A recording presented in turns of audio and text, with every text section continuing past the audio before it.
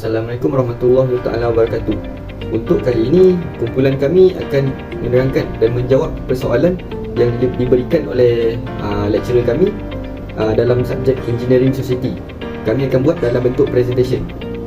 Sebelum kami memulakan penerangan, saya akan menerangkan ahli grup saya. Yang pertama, saya sendiri Muhammad Ali Faikal bin Azlius. Yang kedua, Muhammad Faris Farensi bin Sumanto. Yang ketiga, Muhammad Lukman Iman Salim. Kami daripada kelas DM4A. Assalamualaikum dan selamat datang. Nama saya Muhammad Iman Salim. Nombor kamera saya 14 DM21L145. Hari ini saya akan memberi pengenalan tentang kes study kami. Isu yang kami pilih berkaitan dengan kes study kami ialah tanah runtuh yang berlaku di Batang Kali pada 16 bulan 9 2022 di Fathers Organic Farm pada jam 2.30 pagi. Tanah runtuh boleh disebabkan oleh beberapa faktor, termasuk hujan yang tinggi dan pembanjangan, aktiviti manusia yang tidak terkawal seperti pembalakan haram dan pembangunan yang tidak teratur, serta sifat yang tidak stabil juga boleh menyebabkan tanah runtuh. Tanah runtuh boleh menyebabkan beberapa kerosakan alam sekitar, kehilangan nyawa dan juga kerugian ekonomi yang ketara. Saya akan menerangkan tentang Undang-Undang Kerja dan Piawaian dalam amalan kejuruteraan. Seksyen 66 Akta Kesihatan dan Keselamatan 1994 memberi kuasa yang luas kepada Menteri Sumber Manusia untuk membuat peraturan berkenaan keselamatan, kesihatan dan kebajikan orang-orang semasa bekerja. Justru itu, majikan perlu menyediakan latihan yang mencukupi mengenai keselamatan dan kesihatan pekerja kepada ahli JKKP untuk membolehkan mereka melaksanakan fungsi-fungsi jawatan kuasa. Antara latihan yang boleh diberikan kepada ahli JKKP ialah kehendak undang-undang merangkumi JKKP dan perundangan subsidiari. Yang kedua, standard keselamatan dan kesihatan. Yang ketiga, prosedur pemeriksaan keselamatan dan kesihatan. Yang keempat, prosedur mengenal pasti dan menilai risiko. Yang kelima, langkah pengawalan risiko. Yang keenam, prosedur siasatan kemalangan. Yang ketujuh, penganalisasan data. Yang kedelapan dan terakhir ialah teknik komunikasi dan promosi. Bagi kewajipan undang-undang dan peraturan untuk keselamatan awam, menurut Seksyen 32 AKKP 1994, majikan mesti memberitahu Jabatan Keselamatan dan Kesihatan Pekerjaan yang terdekat mengenai apa-apa kemalangan dan kejadian berbahaya. Undang-undang terdahulu hanya mewajibkan majikan melakukan kemalangan yang telah berlaku sahaja. Sebaliknya, AKKP 1994 bukan sahaja mewajibkan majikan melaporkan kemalangan yang berlaku sahaja, malah berpotensi untuk melaporkan kemalangan yang berpotensi untuk berlaku. Untuk membungkai tugas profesi majikan dan masyarakat ini, Kod Etika Profesional adalah salah satu alat kawalan sosial yang digunakan sebagai salah satu panduan. Secara datanya, Kod Etika ini berfungsi sebagai untuk memelihara keharmonian. Kod Etika menggariskan standard perlakuan yang harus dipatuhi dan diamalkan sepenuhnya supaya kepentingan semua pihak terpelihara. Selain itu, Kod Etika juga berfungsi untuk mendapatkan sokongan jika seseorang teknokrat didakwa atau dilalui oleh pihak lain tentang apa yang dilakukan, maka dia boleh menggunakan Kod Etika untuk menyokong tindakannya. Selain itu, untuk mendapatkan sokongan juga, semua etika profesional yang dipakai di seluruh dunia dalam bidang-bidang seperti perubatan, kewangan, perniagaan, perekonomian dan kejuruteraan mempunyai asas-asas etika yang sama. Untuk mengklasifikasikan kewajipan dan tugas profesional, hubungan etika kerja profesional dengan kehidupan manusia digunakan untuk mengawal tingkah laku ahli profesional dalam bentuk menyuruh dan melakukannya dan mengerjakan perkara yang mendatangkan kesalahan sama ada di sisi undang-undang negara maupun statusnya sebagai profesional. Etika kerja diwujudkan adalah untuk mengawal tingkah laku para profesional atau ahli teknokrat supaya mereka dapat menggunakan segala pengetahuan, kepakaran dan kemampuan yang ada untuk kebaikan semua pihak. Selain itu, etika pekerja profesional juga menekankan tanggungjawab terhadap masyarakat. Tidak wajar mementingkan keuntungan semata-mata tanpa memikirkan akibat pekerjaan tersebut kepada masyarakat dan alam sekitar. Assalamualaikum warahmatullahi wabarakatuh. Nama saya Muhammad Ali Faikal bin Azlius. Untuk kali ini, saya akan menerangkan bahagian 2, Professional Bodies in Engineering. Untuk Professional Bodies in Engineering ini, saya akan memberikan klasifikasi kelakuan profesional sebagai seorang jurutera. Tingkah laku yang dinyatakan berikut wajar dijadikan panduan yang dianggap sebagai teras etika kerja profesional. Yang pertama ialah cemerlang. Seseorang yang bekerja dengan cemerlang tidak akan bekerja dengan sambil lewa. Kerja dan tugas sehariannya tidak akan dianggap sebagai satu bebanan ataupun sebagai satu rutin yang membosankan. Prestasi kerjanya akan sentiasa tinggi. Jika dia menemui kesulitan semasa melaksanakan tugasnya, dia akan terus berusaha mencari jalan mengatasi atau menyelesaikan masalah itu. Untuk etika yang kedua ialah bertanggungjawab terhadap masyarakat.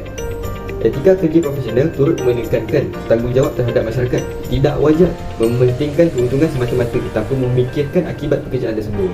Sebagai contoh, sebuah syarikat pemaju perumahan tidak wajar menggondolkan satu kawasan hutan dengan sesuka hati demi apa yang dikatakan sebagai pembangunan. Perbuatan tersebut bukan saja menjejaskan alam sekitar, malah juga sumber pendapatan penduduk setempat. Peranan ahli-ahli teknokrat amat penting dalam menekankan etika tanggungjawab mereka kepada masyarakat. Di lampiran seterusnya, saya akan kenal pasti kod kelakuan profesional untuk bidang kejuruteraan berkaitan di Malaysia ataupun BEM. Pada menjalankan kuasa yang diberikan oleh perenggan, pendaftaran jurutera Akta 1967, Akta 138, Lembaga Jurutera Malaysia dengan ini menentukan kod kelakuan orang berdaftar seperti yang dinyatakan di bawah. Yang pertama, jurutera profesional berdaftar dengan sijil amalan tidak memalsukan kelayakannya. Jurutera profesional berdaftar dengan sijil amalan tidak boleh memalsukan kelayakannya atau membenarkan salah nyataan kelayakan bersekutu.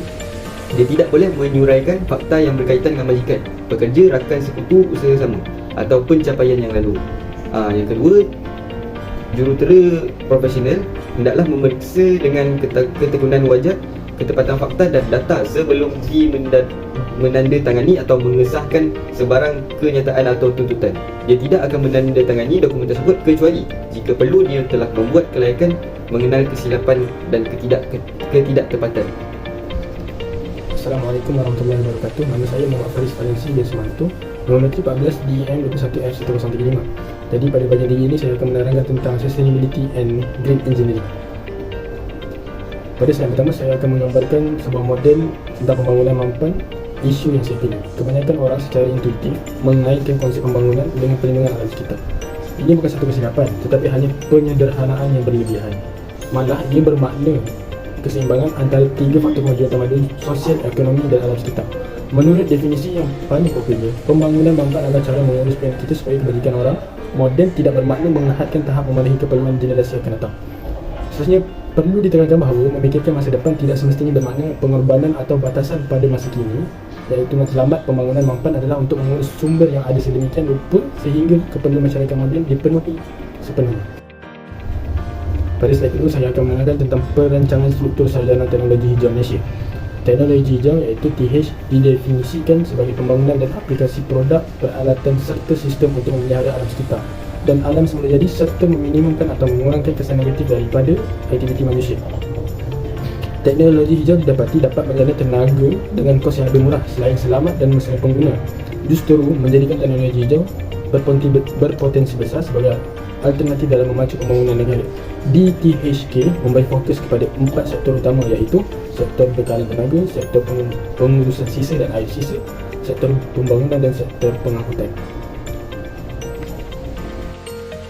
Pada slide ketiga, saya akan menerangkan tentang inovasi ke arah kelestarian dan teknologi hijau. Bangunan hijau merujuk kepada aplikasi pembangunan lestari dalam sektor bangunan yang mengarah kepada sifat tanggungjawab kepada alam, keuntungan ekonomi serta tempat yang sihat untuk manusia bekerja dan tinggal. Bangunan hijau boleh dibina dengan menitik beratkan kepada orientasi optimal bangunan di atas tapak bina, penggunaan bahan binaan hijau, penggunaan tanah, penggunaan tenaga dan air yang cekap, penelitian terhadap kualiti persekitaran dalam bangunan dan penghasilan sisa pekerjaan yang minimum. Antara ciri-ciri utama reka bentuk bangunan hijau adalah: yang pertama, tapak, orientasi dan bentuk bangunan. Yang kedua adalah spesifikasi sampel bangunan yang berprestasi tinggi. Dan yang ketiga, memaksimalkan ciri-ciri pasif tenaga bangunan seperti pencahayaan siang, penyejukan bangunan dan ventilasi. Yang keempat, sistem mekanikal bangunan yang cekap tenaga. Yang kelima, penggunaan alatan dan peranti individu yang cekap tenaga dan sistem berpiawai di dalam pertauliahan commissioning bangunan. Slide yang keempat, saya akan menerangkan tentang keperluan untuk kejuruteraan mampan dan hijau ke arah menyediakan penyelesaian dalam kes yang berkaitan. Matlamat pembinaan bangunan hijau ini sebenarnya mudah, iaitu untuk mengurangkan kesan keseluruhan persekitaran dan infrastruktur yang dibina ke atas kesihatan manusia dan persekitaran semula jadi. Sebuah bangunan hijau mesti mempunyai kecekapan struktur yang nyata dan boleh diukur dalam penggunaan sumber seperti tenaga dan air, melindungi kesihatan dan kesejahteraan penghuni, meningkatkan produktiviti pekerja, iaitu jika sesebuah bangunan itu komersial.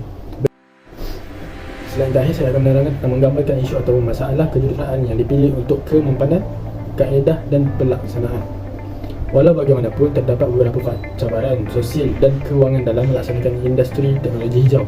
Antara faktor sosial yang menyumbang kepada isu ini ialah jurang pengetahuan berkenaan dengan teknologi hijau dalam masyarakat masih pada peringkat awal.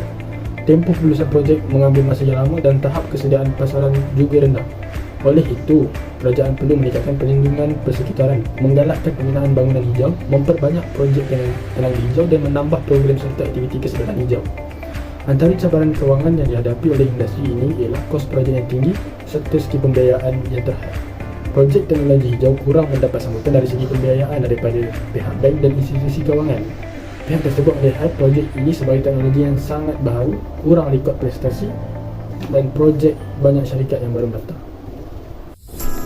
Okay, seterusnya saya akan menerangkan tentang inisiatif kewangan yang saya gunakan dalam tajuk ataupun projek yang saya pilih ini. Untuk pertama, saya menggunakan pembiayaan Islam. Pembiayaan Islam ini menggunakan satu alternatif kepada pembiayaan konvensional. Bagi mewujudkan skim pembiayaan Islam, prinsip asas syariah harus dipatuhi dan dititik beratkan. Menurut prinsip kewangan dan pembiayaan Islam, terdapat beberapa prinsip asas yang harus dipatuhi kerana tanpa prinsip ini, pengurusan kewangan dan pembiayaan Islam itu tidak dapat dijalankan dengan baik. Rajah 2 yang tertera ialah rangka kerja pembiayaan Islam yang berkaitan dengan teknologi hijau. Okey, secara keseluruhannya, kesimpulan daripada seluruh bab ini, kelestarian alam sekitar wajib diusahakan oleh setiap umat di bumi ini. Kemunculan teknologi tidak seharusnya dilihat sebagai satu bebanan atau perkara rumit kepada negara. Sebaliknya dilihat sebagai perkaitan yang rapat antara alam sekitar, kehidupan manusia. Tanpa teknologi, manusia mungkin tidak mampu untuk menjaga kelestarian alam. Islam juga menggalakkan penerokaan bumi yang berkaitan untuk digunakan sebagai perangsang dan pembantu kepada urusan Islam. Perkembangan teknologi hijau ini akan mendorong kepada pengurangan pelepasan karbon, seterusnya dapat mengurangkan penyakit alam. Impaknya akan dilihat apabila kelestarian alam sekitar dan ekosistem kehidupan manusia akan menjadi lebih sihat. Sekian itu sahaja daripada kami. Semoga penerangan kami ini dapat difahami dengan jelas dan lancar. Sekian, Assalamualaikum warahmatullahi wabarakatuh.